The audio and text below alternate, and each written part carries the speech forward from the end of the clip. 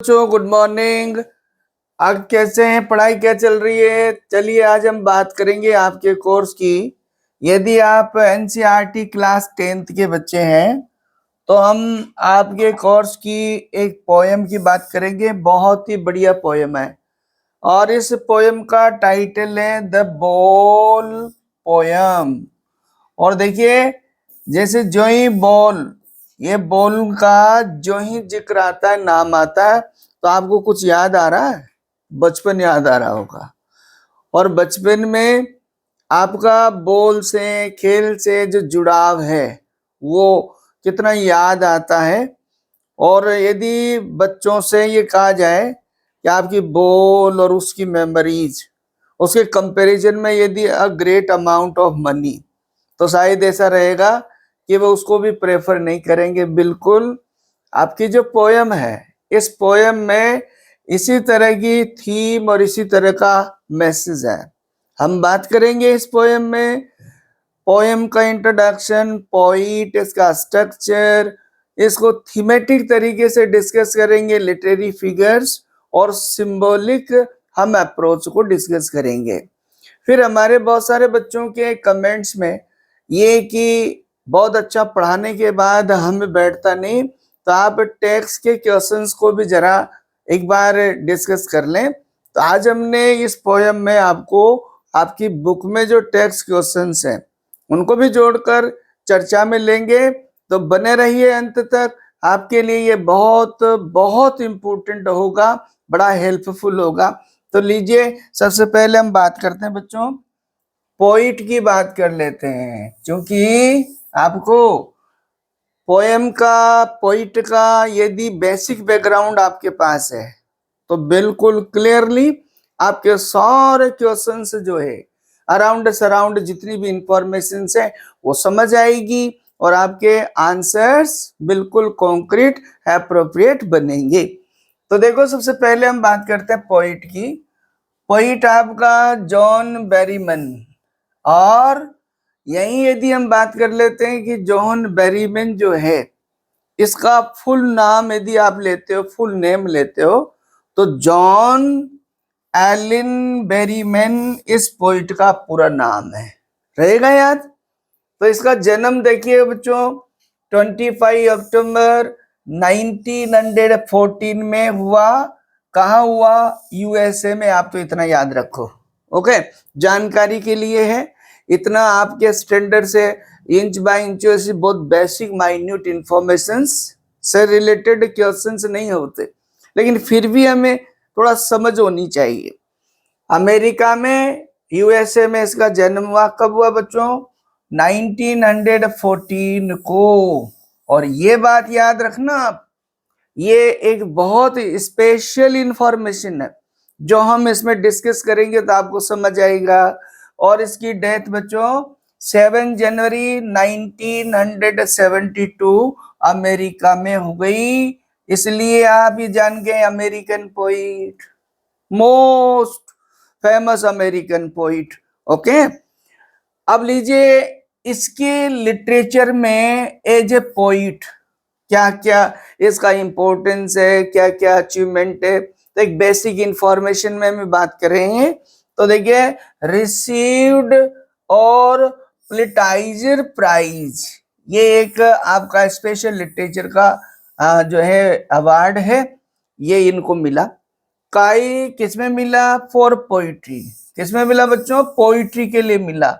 और कब मिला? 1969 में मिला।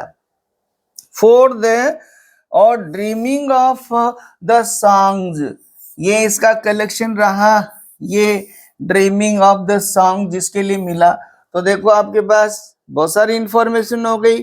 क्या किसके लिए मिला? ये इसके लिए, आपका प्लेटाइजर के लिए मिला। और किसमें मिला? पोइट्री में मिला। कब मिला? 1969 में मिला। और कौन से क्रिएशन के लिए मिला? तो ये भी क्लियर हो गई। क्या? ड्रीमिंग ऑफ द सॉन्ग्स के लिए मिला। ओके, बात करते हैं इसकी स्पेशल अचीवमेंट और आउटस्टैंडिंग की। तो देखो, क्या हिज पोइट्री, किसकी पोइट्री? बेरीमन की पोइट्री की बात चल रही है। Frequently explores identity. इसकी कविताओं में कोई सी भी कविता रही हो इसकी, इसमें चाहे वो रिलेटिंग टू चाइल्डहुड है, चाहे आपका एडल्टहुड है या वीमेन से रिलेटेड है, लेकिन इसकी कविताओं की जो थीम है उसमें वो आइडेंटिटी की बात करता है, अपने अस्तित्व की बात करता है, लॉस है ना, हानि, मेमोरी और suffering and the inner life, और इनर लाइफ की बात करता है। ओके, आपको मालूम है मनुष्य के दो रूप होते हैं, एक एक्सटर्नल लाइफ होती है और एक इनर लाइफ होती है।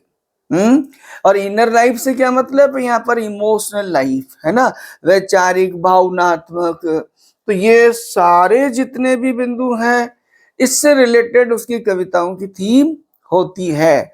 और आज की जो कविता है वो आपका इनर लाइफ, आप देखेंगे टेक्स्ट में समझ आएगा आपका। Generally his poetry runs in psychological. अब आप, ये बहुत बड़ी बात है भाई, क्या कि इसकी जो कविताएं हैं वो आमतौर पर साइकोलॉजिकल, मनोवैज्ञानिक एंड इंट्रोस्पेक्टिव। देखो दूसरा ये भी बहुत बढ़िया स्ट्रीम में चलती है, साइकोलॉजिकल और इंट्रोस्पेक्टिव स्ट्रीम में चलती है। तो आप समझ गए, मनोवैज्ञानिक और इंट्रोस्पेक्टिव से मतलब है आत्म चिंतन, मीन्स अंतर मन की बातें जिसमें होती है, ये इस तरह का, यानी जो इसकी कविताओं का थीम होता है। फुल नेम आपने डिस्कस कर ही लिया, फुल नेम क्या है, जॉन एलिन बेरीमैन है। नॉन फॉर कन्फेशनल पोइट्री, ये देखो आपकी कन्फेशनल पोइट्री, कन्फेशनल पोइट्री से क्या कहेंगे, या फिर आप कह दो इनोवेटिव और एक पर्सनल। कन्फेशनल का या पर्सनल का एक कॉमन वर्ड है, कॉमन मीनिंग है, क्या कि अपनी व्यक्तिगत अंतर्मन से रिलेटेड, अपनी व्यक्तिगत बातों से रिलेटेड कविताएं इसकी होती है। एक है इनोवेटिव, आप तो जानते हो मॉडर्न पोइट्री के कंसेप्ट को यदि समझने का हम प्रयास करें तो मॉडर्न पोइट्री क्या है, इनोवेटिव है, नवाचारों से भरी हुई है, नई बात करते हैं, नए दर्शन की बात करते हैं, तो ये इसमें भी आपको मिलेगी। अब यहाँ हम जिस पोएम को पढ़ रहे हैं, आपको बार बार रिपीटेडली थ्रू माय वीडियोज मैं आपसे बात कर रहा हूं कि एक अच्छे लर्नर के रूप में यदि आप सीखते हैं तो बच्चों पोइट्री को पढ़ने के दो स्टेटस है। और ध्यान रहे, आप यदि बहुत डिटेल में जानना चाहते हैं तो हमारे चैनल पे इसका एक फुल वीडियो, उस पर आप विजिट कर सकते हैं और उसमें आप इंच बाय इंच समझेंगे। यहाँ बेसिक हम इंफॉर्मेटिव आपसे बात कर रहे हैं कि पोइट्री को समझने के लिए इसके दो एस्पेक्ट्स है, एक स्ट्रक्चरल एस्पेक्ट और एक थीमेटिक एस्पेक्ट। दोनों को जिस बच्चे ने, जिस लर्नर ने, जिस एग्जामिनी ने जान लिया, समझ लिया, तो समझो उसको इजी वे में समझ आ गया। तो हम बात करेंगे, ये हमारी जो पोयम है इसको बात करेंगे। पोयम का नाम याद है ना आपको, द बॉल पोयम। और रीजनस का भी, यदि द बॉल लिखकर छोड़ देता टाइटल पोइट तो क्या हो जाता, उसका मतलब हो जाता बॉल को डिस्क्राइब किया जाएगा, ना ना, द बॉल पोयम, इसलिए इसमें पीछे भी वर्ड जोड़ना पड़ा poem, that means relating to ball, not ball. Okay, ये याद रखिए आप। और आप देखेंगे पोएम के टेक्स्ट में, स्टेंजाज में किस तरह से बॉल से रिलेटेड हम बात करेंगे। बॉय एक, यानी जो है लड़का, उसकी बॉल की बात होती है, उससे उसका एसोसिएशन बताया जाता है। ओके, तो ये पोएम है बच्चों फ्री वर्स, और free verse of 18 lines, 18 line की फ्री वर्स है। तो आपको तो ये तो याद है ना कि फ्री वर्स वर्ड आते ही एक बात समझ जाओ कि उसमें क्या होगा बच्चों, नो रेगुलर स्टेंजा, उसमें कोई रेगुलर स्टेंजा नहीं होगा, no regular rhyme, no regular rhyme, उसमें रेगुलर राइम भी नहीं होगी बच्चों। ओके, और नो रेगुलर मीटर, ये भी नहीं होगा। ये इसका मतलब है, आप समझ गए होंगे कि जो फ्री वर्स होती है वो ऐसी कविता होती है जिसमें कवि स्वतंत्र रूप से किसी भी बंदिश में बंधे बिना, जो पोइट्री का डिसिप्लिन है, जैसे मीटर है, राइम है, स्टेंजा है, लाइन्स है, उनके बिना फ्री वो जो है लिखता है, ऐसी पोएम क्या कहलाती है? आपकी फ्री वर्स कहलाती। तो ये क्या है? फ्री वर्स है। कैसे? 18 लाइन की है। देखिए ध्यान से, हम इसको यूं भी कह सकते हैं इरेगुलर वर्स, इसको ये भी बोल सकते हैं हम इरेगुलर वर्स। ओके, आपके स्टैंडर्ड से, 10th के स्टैंडर्ड से, ओके, आपके इनफॉर्मेशन से रिलेटेड टेक्सुअल रिलेशन आपके होते हैं और उसी से रिलेटेड क्वेश्चन से पूछे जाते हैं। और आप ये देखिए, यदि आप इस लेवल पर ये समझ जाते हैं तो आपको बहुत बड़ा लिटरेचर के स्टूडेंट के रूप में, लर्नर के रूप में एक लंबा आपको सीखना है। आपको 10th 11th 12th में भी आपके पोइट्री पार्ट रहेगा, और यदि आपने ऑप्शनल लिया वहां भी रहेगा। यदि आपने कॉम्पिटिशन्स की तैयारी की है, आरपीएससी ग्रेड और नेट सेट की, तो आपने बेसिक यही समझ लिया तो आपको बड़ा आसान रहेगा, बड़ा आनंद आएगा। ओके, तो देखिए यहां पर हम बात कर रहे हैं रिटर्न अराउंड, और बच्चों जहां अराउंड वर्ड का प्रयोग किया जाता है तो आप समझ जाओ फिक्स नहीं है वो, बिल्कुल ऐसा नहीं है कि तभी लिखी थी। अब आप भी जानते हो कि पोइट्री जो है, कुछ पोइट्स लिख के छोड़ देते हैं, बाद में उसको जो है किया जाता है कंपाइल। ओके, तो वहां सर्टेन डेट नहीं होती। लिटरेचर के डॉक्यूमेंट्स के बिहाफ पर हमारे पास इतना सा है कि ये पोयम 1939 में लिखी गई और पब्लिश 1940s के लगभग हुई। 1940s, आप समझ गए ना? 40s, इसका मतलब ये भी निश्चित नहीं है। 40 से मतलब आपका यहाँ से 41 से और आपका 49 के बीच में कोई भी फिक्स हो सकता है, लेकिन यहाँ तो आप ये समझो 1940s के लगभग ये पब्लिश हुई। कैसी पोएम है? आप देखें, वन कंटिन्यूअस स्टेंजा लिरिक है, वर्स कहो, लिरिक कहो। You know, basically we have discussed that lyric is the mother of all poetry. सारा जितना भी पोइट्री की वेरिएशंस हैं, उसकी फॉर्म्स हैं, स्ट्रक्चर्स है, उसका बेस कौन है? लिरिक है। तो जब इसमें एक निश्चित डिसाइडेड, इसके अंदर डिसिप्लिन्ड कैरेक्टरिस्टिक्स नहीं है, तो फिर क्या होगी? फ्री वर्स होगी। किसकी होगी? लिरिक की होगी। तो एक लिरिक है, और लिरिक कौन सा है? कंटिन्यूअस एक स्टेंजा है बच्चों, पूरी पोएम का एक स्टेंजा। आप देखेंगे, कंफ्यूज नहीं होना, ये बात हम कर रहे हैं स्ट्रक्चरली। तो स्ट्रक्चरली तो क्या है? एक स्टेंजा है, पोएम है, कितनी लाइन की? 18 लाइन की। ओके, लेकिन थीमेटिक हम इसको जब तोड़ेंगे तब आप समझना इसमें क्या आता है। देखो यहाँ देखो, मीटर इरेगुलर है, मेन कैरेक्टर। अब देखिए इस पोयम में बच्चों मेन कैरेक्टर ढूंढो आप। अब जब मेन कैरेक्टर ढूंढेंगे तो उसमें आप भी देखेंगे टेक्स्ट की लाइंस में, स्ट्रेंजर्स में अ लिटिल बॉय, एक इसमें अ लिटिल बॉय के अराउंड सराउंड। और अ लिटिल बॉय कौन है? वहां किसी पर्टिकुलर बॉय की बात नहीं की है। ये भी आप देखो, यहाँ जब अ लगा हुआ है इस आर्टिकल से ये कि अनिश्चित है वो बॉय, है ना? तो अनिश्चित ऐसा मतलब है आप में से कोई भी XYZ मीन्स हर बच्चे की बात हो रही है, अ लिटिल बॉय उसकी भावना की बात होगी। कोई भी उसका पार्ट हो सकता है, लेकिन पोइटनिया अ लिटिल बॉय को यहाँ पर नीटिंग में रखा, डिपिक्टेड किया।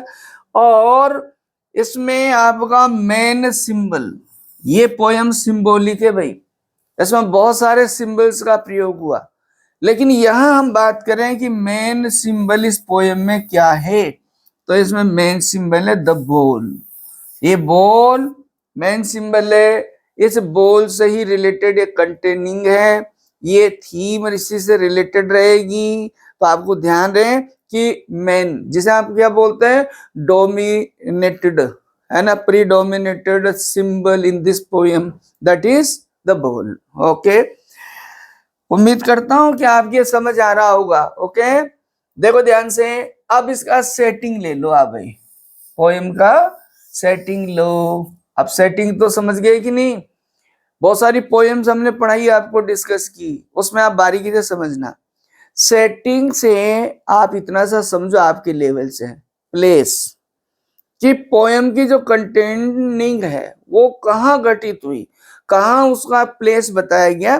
तो यहां देखो, स्ट्रीट, एक सड़क, गली आप मान लो, हाब, इसमें वर्ड भी आया है हाब, पानी का जो सोर्स है बंदरगाह.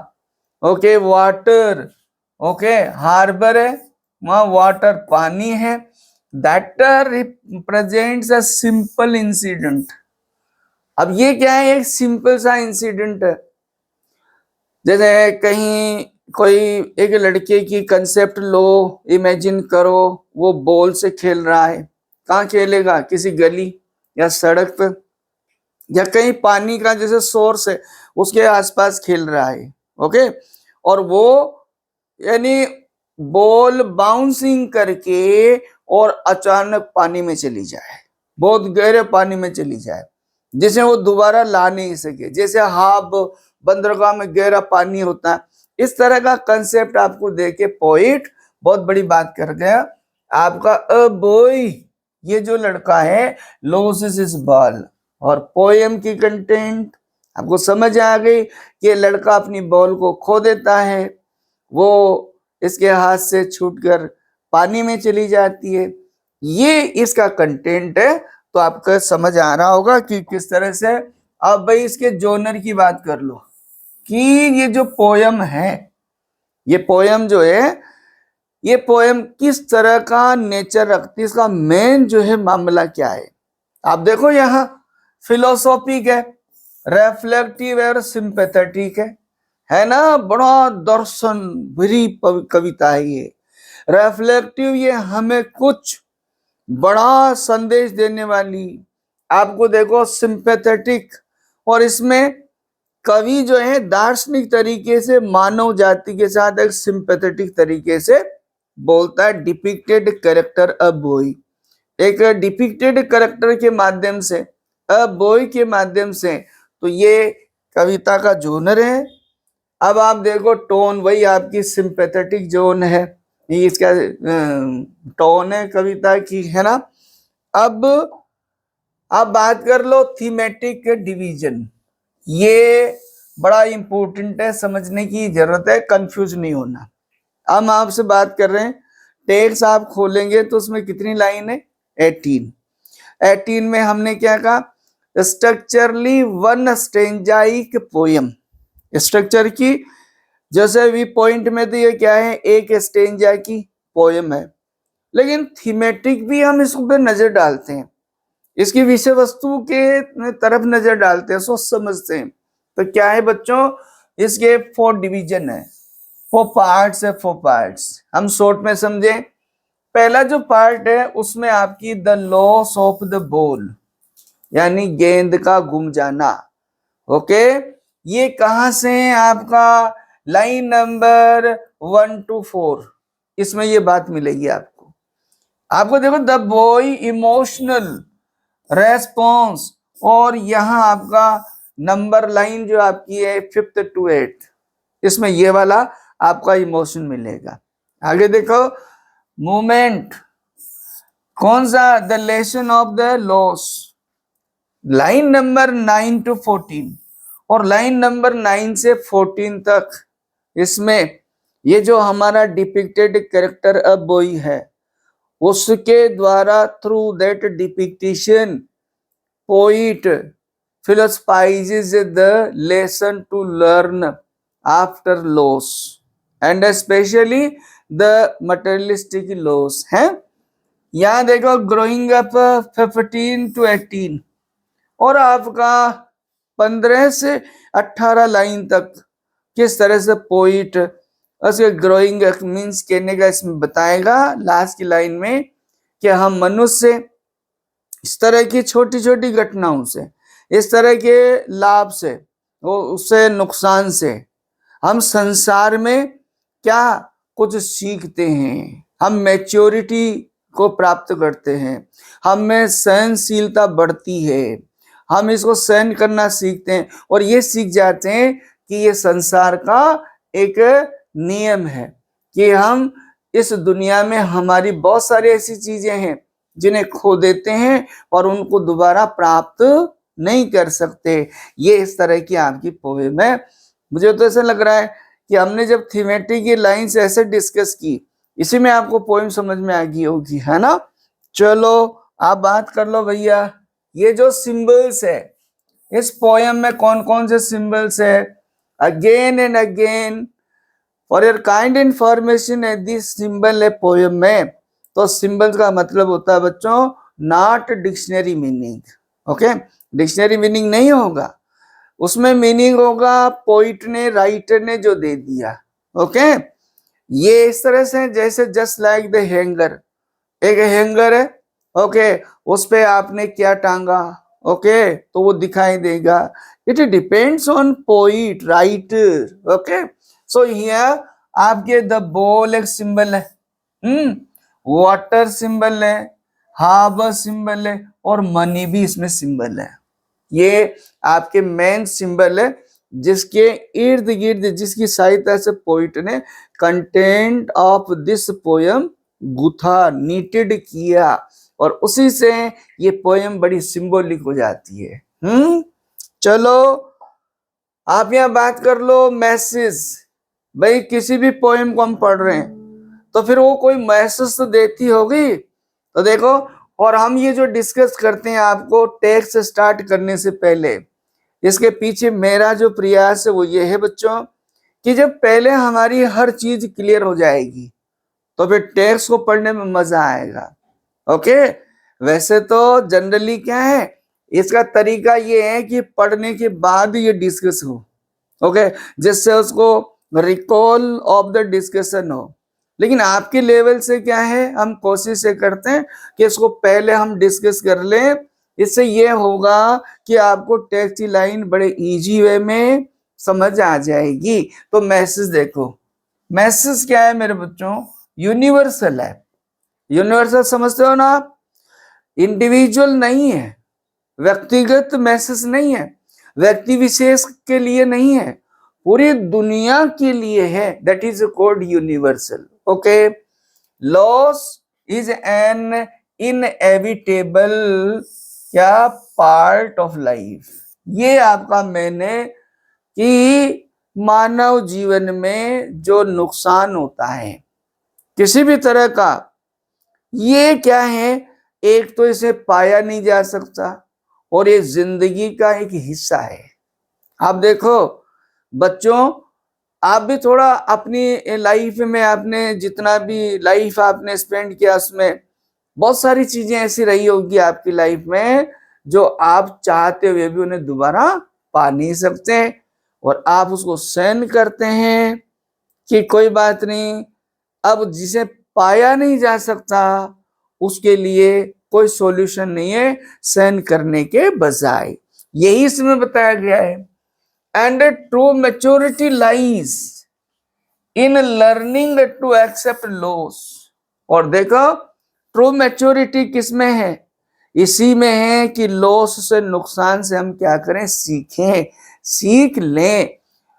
rather than trying to recover everything that is gone, बजाय इसके कि हर चीज जो हमसे खो गई उसे प्राप्त करने का प्रयास करें, बजाय इसके जीवन का दर्शन ये है कि उसे हम सहन करना सीखे। ये इसका एक मैसेज है, ओके। तो अब आप लीजिए कि हम पोयम की टेक्स्ट को डिस्कस कर लें और आपको क्लियर हो जाएगा। देखिए सबसे पहले पोइट स्टार्ट करता है इन opening line, what is the boy now. इसका ये मतलब हुआ पोइट स्टार्ट्स वेरी अब्रप्टली। कवि सीधा किसी इंट्रोडक्शन के बजाय यहीं से स्टार्ट होता है क्या, what is the boy now, who has lost his ball, वो लड़का जिसकी बॉल खो गई। अब उसके बारे में क्या, या वो क्या करता है, वो क्या करेगा। ओके, कवि ने रीडर्स को इनवाइट किया, कवि ने रीडर्स को एक थीम दे दी, और थीम क्या है, ये विषय वस्तु क्या है, that there is a boy and who has lost his ball, एक लड़का जिसने अपनी बॉल को खो दिया। अब देखते हैं कि वो क्या करेगा। और यहां क्या है बच्चों, ये कीन ऑब्जर्वेशन, कीन ऑब्जर्वेशन, पोइट उस लड़के की बॉल खोने के बाद जितने उसके एक्शंस और जितने रिएक्शंस, उसको बारीकी से आप क्या कर रहा, वो ऑब्जर्व कर रहा है। उसने ऑब्जर्व किया, और ऑब्जर्व करने के बाद कवि हमें फिलोसफी तरीके से यूनिवर्सल एक बहुत बड़ा फिलोसफाइज करता है और बड़ा संदेश देता है कविता के द्वारा। क्या कह रहा है देखो, What is he to do? यहां देखिएगा क्वेश्चन है। अब वो बच्चा, वो लड़का क्या करेगा। कवि ने देखा, क्या देखा, एक लड़के की बॉल खो गई। अब कवि उसका ऑब्जर्वेशन कर रहा है, देखो ये क्या करेगा। I saw it go merrily bouncing, है ना, देखो क्लियर हो रहा है ना। आई किसके लिए आया, पोइट के लिए। इट किसके लिए आया, बॉल। और यहां देखो कोई पंक्चुएशन नहीं है। इसका मतलब क्या हुआ, इस लाइन का मीनिंग यहां शिफ्ट हो गया। और जब ऐसा होता है तो आपको याद है ना क्या कहलाता है, ये कहलाता है आपका लिटरेचर में एंजाममेंट, है ना, एंजाममेंट। तो पोइट ने इसमें थ्रू आउट पोएम में बहुत सी जगह आपको बहुत सारी लाइन में एंजाममेंट का यूज हुआ। यहाँ देखो ना, देन में भी नहीं है, ओके, यहाँ देखो बॉय के बाद भी नहीं है, यहां भी नहीं है, यहां भी नहीं है। तो अब आप समझ गए ना, जब पोएम में लाइन लास्ट आ जाए, ओके, लेकिन वहां पंक्चुएशन का यूज नहीं हो, और वो लाइन अगली लाइन में जाकर शिफ्ट तो हो रही है मीनिंगली, लेकिन स्ट्रक्चरली भी वही कंप्लीट होती है, तो दैट इज कॉल्ड एंजाममेंट, उसी को एंजाममेंट बोलते हैं। तो आपको क्लियर हो गया, पोइट ऑब्जर्व कर रहा है, लड़के की बॉल खो गई, और वो अब ये देख रहा है कि वो क्या करेगा, देखें। और उसने क्या देखा कि वो मैरीली बाउंसिंग, याद है ना आपको, बॉल कैसे मैरीली बाउंसिंग करेगी। जैसे देखो ये बॉल है आपकी, अब ये बॉल ग्राउंड से टच हो गई आपके, छूट के हाथ से, तो क्या होगी, उचक के यहाँ आ जाएगी ना। फिर यहाँ से क्या होगी, यहाँ आ जाएगी, ऐसे चलेगी ना, और फिर यहाँ से यूं चली जाएगी। तो ये उसका मूवमेंट बताया। और यहाँ क्या कर सकते हैं बच्चों, इसमें आपका विजुअल इमेजरी का प्रयोग भी है, विजुअल इमेजरी ले सकते हो आप। यहाँ ये भी देखो, यहाँ देखो वॉट और वॉट, यहाँ देखो मैरीली, मैरीली यूज हो रहा है ना। तो बताओ इसको क्या बोलेंगे लिटरेचर में, लिटरेरी फिगर्स में इसको बोलेंगे एनाफोरा। किसका प्रयोग है, एनाफोरा, एनाफोरा का प्रयोग है, ध्यान रखो आप। ओके, तो यहां तक क्लियर है। Merrily bouncing down the street, और कहा चली गई, डाउन द स्ट्रीट, सड़क से पार चली गई, दूर चली गई। ये चीज देखो, एंड देन, और फिर क्या, मैरीली ओवर, और उससे भी, there it is in the water, और कहा चली गई, पानी में चली गई। और पीछे क्या लग रहा है, एक्सक्लेमेटरी मार्क लग रहा है। ओके, अब आप देखिए, एक्सक्लेमेटरी मार्क से भी पता लग रहा है, जैसे किसी बालक के, किसी लड़के के हाथ में उसकी अपनी बॉल हो, जिसे वो खेला करता हो, उसके हाथ से छूट कर वो गली पार, सड़क पार जाके और मैरीली उचकती उचकती वो कहाँ चली जाए, गहरे पानी में चली जाए। तो आप बताओ क्या होगा, क्या होगा, है ना। वो तो क्या हो जाएगा, वो स्टंड हो जाएगा, लड़का क्या हो जाएगा, स्टंड, है ना। इसका रीजन भी आएगा कि ऐसा क्यों होता है, क्योंकि बच्चों का अपनी इस तरह की जो प्लेफुल थिंग्स हैं, उनकी प्यारी चीजें हैं, उससे क्या होता है, एसोसिएशन हो जाता है, लगाव हो जाता है। और लगाव कौन सा, इमोशनली, भावनात्मक जुड़ाव हो जाता है। और फिर वो चीज चाहे पैसे की दृष्टि से, मूल्य की दृष्टि से चाहे बहुत कम की हो, दैट इज नॉट मैटर, ये बात मायने नहीं रखती। तो यहाँ इस स्ट्रेंजा में ये बात क्लियर है बच्चों। और मैंने कहा था ना कि आपका लाइन नंबर 1 to 4 क्या बताया, बॉय की बॉल कैसे लॉस हो गई। यहां तक I think, I hope clear है। और भी इसमें बहुत सारे लिटरेरी आपके फिगर्स हैं, इतना डिटेल में आपके नहीं आते हैं, यहां तक मैं उम्मीद करता हूं कि आपको क्लियर होगा। अब देखो, नो यूज टू से, लाइन क्लियर कर रही है। अब ये कहने का कोई फायदा नहीं, क्या कहने का, पोइट ने स्पेशली इन्वर्टेड कोमा में आपका कोट की लाइन को, क्या की, क्या कहने का फायदा नहीं है।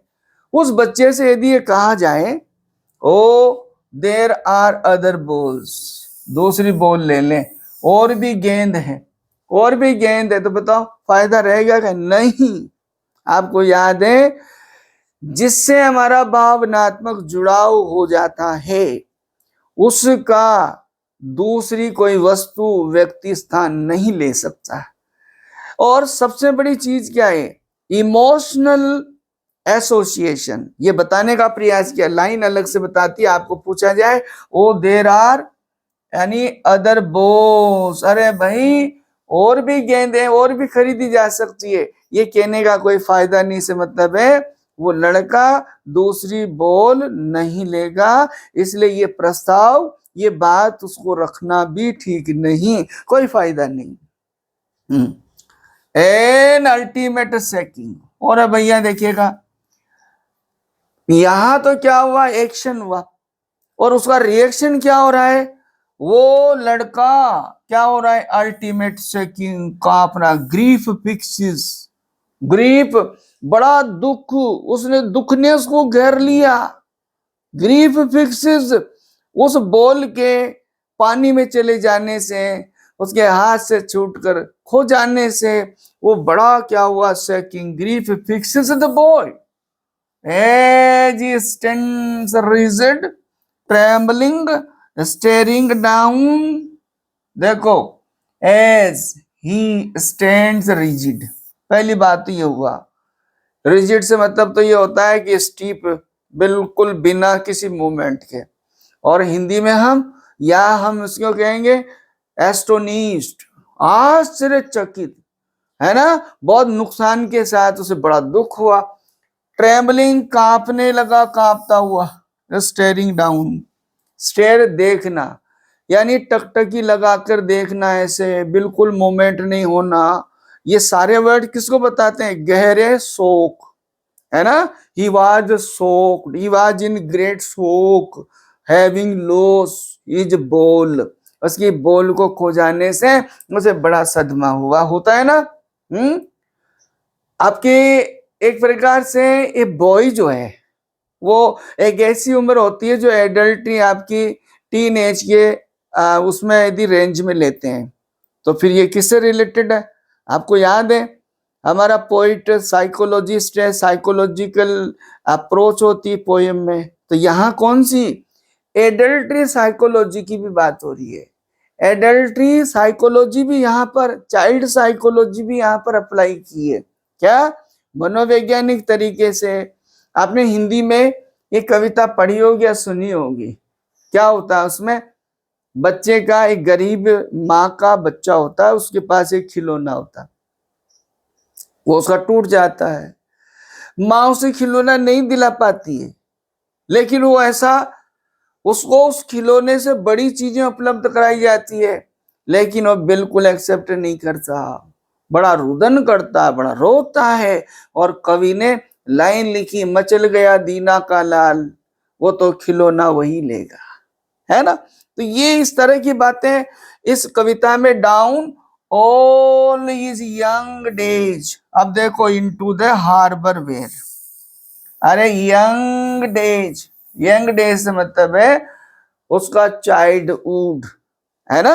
और बचपन में कैसे उस गेंद से वो खेला करता था, उसका जो है भावनात्मक जुड़ाव है जो कहाँ चली गई, harbour, down days into the harbour where, जो कहाँ चली गई, हार्बर।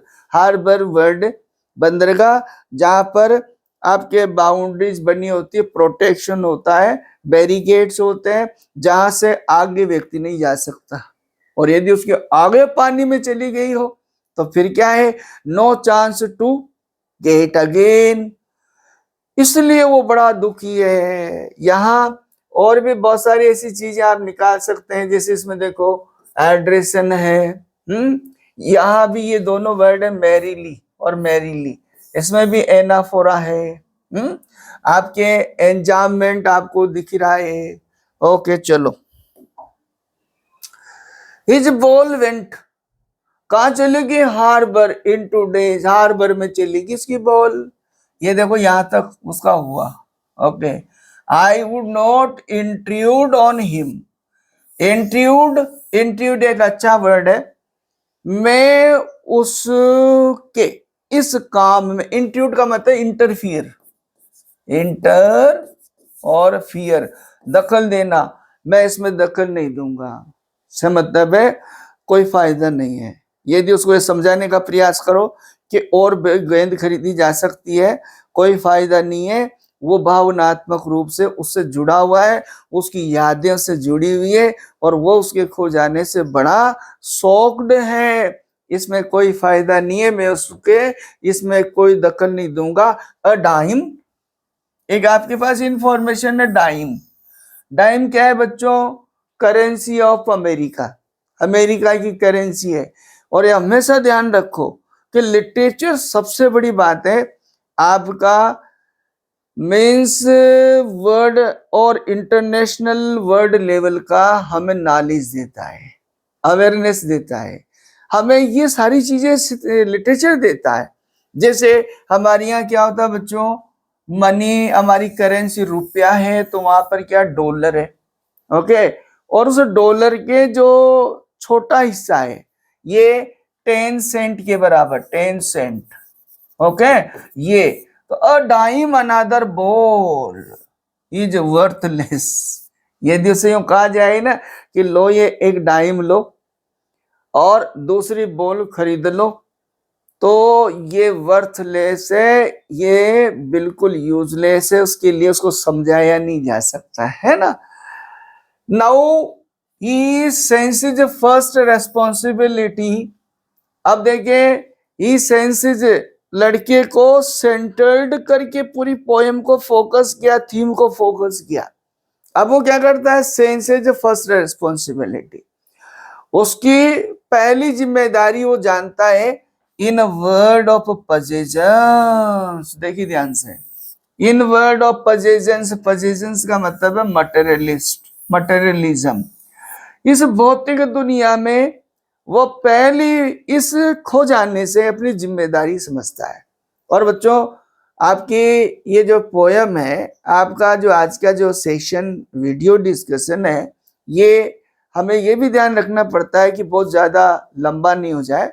पर मुझे याद आ रहा है इस पोयम से रिलेटेड, क्या हॉपकिंस के पोयम है, और पोयम में उसका जो करेक्टर एक लड़की है मार्गरेट, पोयम का टाइटल है द स्प्रिंग, उसमें वो लड़की गार्डन में जब बैठी रहती है तो वहां एक पीली पत्ती गिरती है, और उसको देखकर वो लड़की क्या है, दुखी हो जाती है, वो लड़की रोने लग जाती है, और कवि उससे समझाता है, उसकी एक लाइन है क्या, you are not accustomed of the world, तुम दुनिया से अभ्यस्त नहीं हो इसलिए तुम रो रही हो, ग्रेजुअली धीरे धीरे तुम दुनिया से अभ्यस्त हो जाओगे और इनको सहन करना यानी जो है समझ जाओगे।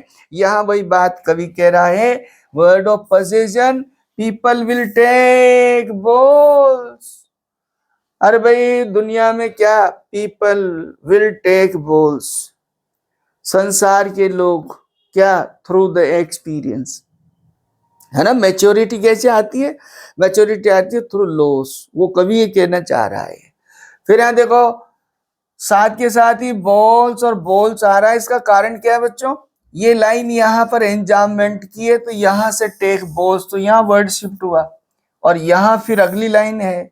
लेकिन ये ऐसा शिफ्ट क्यों करता है, इसको यानी आपका वर्जन कहलाता है, वर्स वर्जन। वर्स वर्जन क्या होता है ना, कि कवि मीटर राइम इन सब चीजों को एडजस्ट करने के लिए ऐसा करता है। ओके, और दूसरी बात है यहाँ पर जब बॉल्स और बॉल्स एक लाइन में आ रही है, यहाँ बी भी आ रहा है देखो आपका, ओके, यहाँ बॉय भी आ रहा है, इतने सारे, तो आप बता दोगे क्या कौन सा फिगर आया, बता दोगे। अच्छा क्या है, अरे वाह यार, लिटरेचर में आपको समझ आने लगा है। एलिट्रेशन क्या है, और एलिट्रेशन आप जानते हो ना, जहां दो या दो से अधिक पंक्ति जो रहती है कविता की, उस पंक्ति में दो या दो से अधिक वर्ड्स में उसका इनिशियल वर्ड कॉन्सोनेंट साउंड देता है, वहां एलिट्रेशन होता है। ओके चलो, विल बी लॉस्ट ऑलवेज, और ये तो देखो दुनिया में लिटिल बॉय, क्या यहाँ कहा गया है लिटिल बॉय, ए लड़के वो अनुभवहीन दुनिया में नए नए आए हो, ये ऐसी चीजें मीन्स मटेरियल लॉस होगा दुनिया में, ये उसको सलाह दे दी। वही वाली बात है, spring and fall by Hopkins, you are not accustomed of the world, you have to be accustomed and you will be accustomed at the gradual speed or at the gradual यानी steps, ये उसमें बताया है। and no one buys a ball back, देखो दुनिया की बात बताई है, ये संसार की जो मटेरियलिस्टिक चीजें हैं एक बार खो जाने के बाद वो क्या दोबारा नहीं मिलती। यहाँ पर मेरे बच्चों पर्सनल टच, यहाँ पर्सनल टच है, ऑटोबायोग्राफिकल टच है। ऑटोबायोग्राफिकल टच कैसे है, कवि जब 12 साल का था, 12 वर्ष के लगभग था, तो कवि ने बहुत हार्डशिप ऑफ लाइफ का फेस किया, कवि ने बहुत बुरे दिनों को देखा, वो एक बहुत गरीब बच्चे के रूप में यानी उसने परेशानियां देखी, और वो यही इसी से वो सीखा, इसी से मैच्योर्ड हुआ। और ये philosophically speaking here in this poem, दुनिया में होने वाला मटेरियलिस्टिक नुकसान है उसकी भरपाई नहीं होती लोगों, उससे तो हम क्या करते हैं कि दार्शनिक तरीके से जीवन को समझने का प्रयास करें, और उसी से जीवन में क्या आती है, मैच्योरिटी आती है। मनी इज एक्सटर्नल, अरे भैया देखो लड़के की बात चल रही है ना, उसको टाइम देने का कोई फायदा नहीं है, उसे दूसरी बॉल दिलाने का कोई फायदा नहीं है। अरे भाई हमारी जो लाइफ होती है राजा, ये दो तरह की होती है। दो तरह की कौन सी, एक आपकी एक्सटर्नल और एक आपका इंटरनल, है ना बच्चों।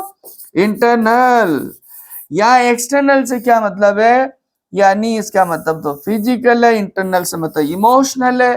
तो कवि यहाँ कहता है कि उस लड़के का उस बोल से इमोशनल जुड़ाव है, और इमोशनल चीजें जितनी भी है उनके खो जाने से हमें दुख होता है, बड़ा दुख होता है, उन्हें दोबारा पाया नहीं जा सकता। लेकिन एक चीज है कि उन्हीं से हम सीख सकते हैं। यहाँ बड़ा अच्छा बता रहा, is learning well behind his desperate eyes, और वो क्या कर रहा है, इस अपनी निराश आंखों को मीन्स निराश मन से भी वो सीख रहा है। स्पीड ले रहा हूं, बात वही है। द यहाँ एक बहुत प्यारा वर्ड यूज किया, एपिस्टेमोलॉजी। एपिस्टेमोलॉजी का मतलब है नॉलेज, और नॉलेज कौन सा, knowledge that makes man perfect to bear the burden of the life, ऐसा ज्ञान जिससे व्यक्ति मैच्योरिटी पाता है। दर्शन जिसमें वो संसार में ये सीख जाता है कि कुछ चीजें जो हमसे छीन जाती है उन्हें पाया नहीं जा सकता। ऑफ लॉस, आया ना, कौन सा, epistemology of loss, how to stand up, और किस तरह से स्टैंड अप होते हैं, उसको सहन करते हैं। देखिए, हमें बहुत हमारे प्यारे प्रियजन, डियर वन भी हम लॉस करते हैं, लेकिन सहन करना पड़ता है। ओके, ये बताया। नोइंग, ये जानकर, व्हाट एवरी मैन मस्ट, अब देखो मैन में एम है, मस्ट है, आपको समझ आ रहा है, एलिट्रेशन है, वन डे नाउ, सब एक दिन ये जानेंगे, एंड मोस्ट नाउ, और ज्यादातर जानते हैं। नई जो जनरेशन है वो जानेंगे, और जो मैच्योर्ड है वो जानते हैं क्या, many days how to stand up, कि इस दुनिया में अपना अस्तित्व कैसे बनाते हैं, इस दुनिया में लाइफ कैसे जीते हैं। और लाइफ जीने का जो दर्शन है वो इतना सा है कि हमें जितने भौतिक जो हमारे नुकसान है उन्हें सहन करना पड़ता है, और उनको सहन करते हुए ही हम जिंदगी को जीना सीखते हैं। यहाँ एड्रेस किया गया है इस लड़के को। इस पोएम का कैरेक्टर कौन है, अ बॉय, राइट। अब आपकी टेक्स्ट में जो क्वेश्चन है उसकी बात कर लो जल्दी से, इसलिए क्योंकि आपने पढ़ा समझा, तो टेक्स्ट के जो क्वेश्चंस है उनसे यदि आपको आंसर आ जाता पढ़ते ही, तो दैट मीन्स आपके पोएम समझ में आ गई। एडिशनल क्वेश्चंस भी पूछे जाते हैं ना आपके एग्जाम में, लेकिन अभी इस आपके टेक्स्ट के जो क्वेश्चंस हैं उसकी हम बात करते हैं। देखो क्या कह रहा, इन pairs attempt the following questions, in questions को आप क्या करो, कोशिश करो डील करने की। आप क्लासरूम में रहते हैं, 2 साथी 3 साथी बैठ के ग्रुपिंग में और डिस्कस करो, देखिए किसको आ रहा पढ़ने के बाद। इस पोएम को आप वीडियो को सुनते हो ना, उसके बाद आप टेक्स्ट बुक निकालना, उसके क्वेश्चन से आप सोचना कि क्या पूछ रहा है, और आंसर आ गया तो उसको मतलब आपको समझ में आ रहा है। चलो देखो यहाँ, वाई डज द पोइट से I want intrude on him. देखो प्यारा क्वेश्चन है, कवि ऐसा क्यों कहता है कि मैं उसे इंट्रूड नहीं करूंगा, मीन्स इंटरफियर नहीं करूंगा।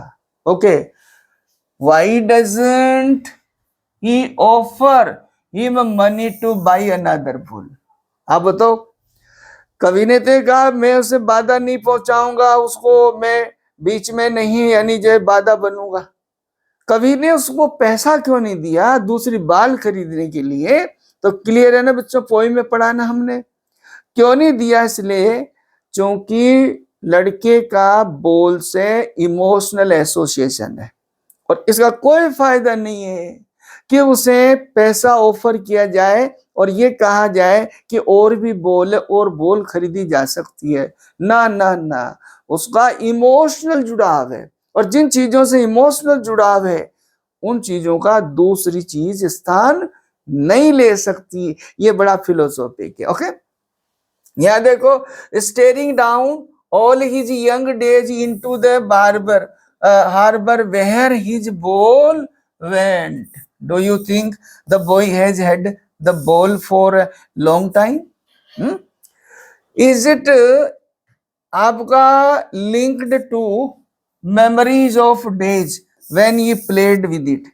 बिल्कुल यस, कवि कह रहा है, क्वेश्चन आपका टेक्स्ट का है कि आप समझते हैं क्या कि लड़के का उस बोल से बहुत लंबे समय से जुड़ाव रहा, और क्या आपको ऐसा लगता है कि कई दिनों से उसकी जो मेमोरीज है वो उससे जुड़ी हुई है, वो खेला करता था। बिल्कुल, यहाँ उस लड़के का उस गेंद से बहुत भावनात्मक रूप से कई दिनों का जुड़ाव, और उसके खो जाने से उसकी जो स्वीट मेमोरीज, वो मेमोरीज उसकी आती है, और वो सारी जो मेमोरीज है, स्वीट मेमोरीज, वो उसे सोरोड कर देती है, उसे दुखी हो जाता है। Okay, what does in the word of position mean, यहाँ कवि ने एक शब्द का प्रयोग किया भाई, पोजीशंस।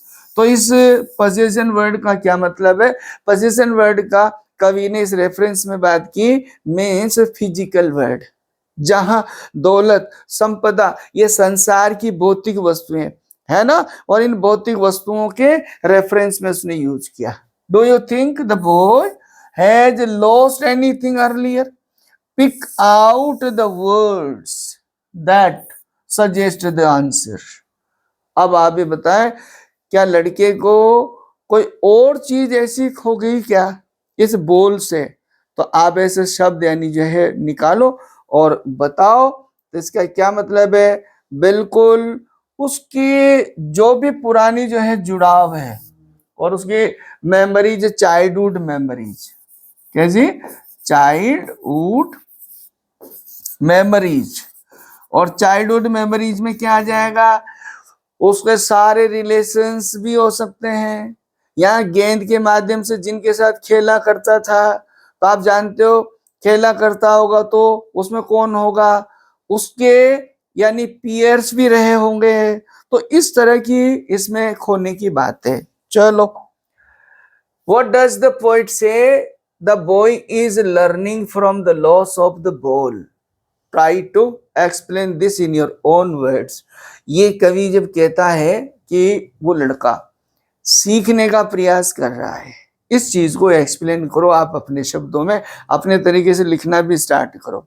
ये जो आपकी रटी रटाई टीचर की जो हेल्प होती है, वो नोट्स आपको देता है, उसके अलावा आप खुद भी बनाने का प्रयास करो। और यहाँ आप यही कहेंगे कि बिल्कुल उसकी जो गेंद है वो एक मटेरियलिस्टिक यानी जो है प्रॉपर्टी के रूप में यदि हम मानते हैं, तो उसकी खो जाती है, जिससे उसका जुड़ाव है उसको दोबारा पाया नहीं जा सकता। इमोशनल जो चीजें हैं वो इसने बताने का प्रयास किया, लेकिन एक चीज वो लर्निंग कर रहा है। एपिस्टेलॉजी आपका वर्ड आया और उसका मतलब है लर्निंग फ्रॉम द लॉस, कि हम दुनिया में कुछ हमारे अजीजों को, प्रियतमों को खोने के बाद उन्हें प्राप्त तो नहीं कर सकते, लेकिन उससे एक चीज सीखी जाती है, और वो है क्या? कि इस तरह के लॉस, हानि, नुकसान को सहन करना। और जब हमें सीखते हैं तो हम क्या, लाइफ के प्रति हम मैच्योर्ड होते हैं। ये इसमें आया। देखो, have you ever lost something you liked very much, right a paragraph. अब आप कर लिखना, क्या आपकी कभी कोई ऐसी चीज जिसे आप बहुत पसंद करते हैं वो आपसे खोई है, और यदि ऐसा है आपके साथ तो आप एक पैराग्राफ बनाओ। अब उसमें क्या हो सकता है? फ्रेंड भी हो सकता है, आपकी कोई ऐसी पेट भी हो सकता है, आपकी कोई ऐसी एसोसिएटेड कोई आर्टिकल भी हो सकता है जिसे आप बहुत, और उस पर आप paragraph describing how you felt then. और एक चीज उसमें जरूर देना, क्या? कि आपको कैसा महसूस हुआ। जैसे इस लड़के को हुआ ना, बहुत ही शॉक्ड हो गया, तो ऐसा भी बताना है, saying whether and how you got over. और ये भी बताना योर लॉस, कि उस हानि पर, उस नुकसान पर फिर आपने धीरे धीरे कैसे यानी कमांड पाया, उसको कैसे सहन किया, ये उस पैराग्राफ में मेंशन कर दिया, आपका पैरा बन जाएगा। Thank you for watching. Like, share, subscribe, comment. और आपके कमेंट से ही पता लगेगा कि आपको किस तरह का हमने बच्चों बहुत इजीएस्ट, बहुत क्लियर आपको ये वीडियो के माध्यम से चर्चा की। Okay, meet you in next video.